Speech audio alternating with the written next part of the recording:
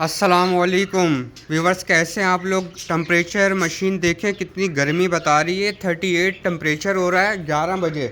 तो भाई इलेक्ट्रोलाइट्स लेकर आया आपका भाई, बेहतरीन, सस्ता, मजबूत, टिकाऊ। ठीक है, तो इससे परिंदा हाँप भी नहीं रहा। आप देखें ना, 40 टेम्परेचर के करीब है और कोई भी मेरा बर्ड हाँप नहीं रहा। ठीक है, तो आपने करना क्या है, पानी का स्प्रे भी करना है लाजमी, और अच्छा फूड देना है, और इलेक्ट्रोलाइट्स का इस्तेमाल करना है। 1-2 दिन में इंशाल्लाह मैं आपको वीडियो अपलोड कर दूंगा कि कौन सा इलेक्ट्रोलाइट्स चलाना है आप लोगों ने, और परिंदों पे स्प्रे करें ताकि बर्ड आपका हाँपे नहीं।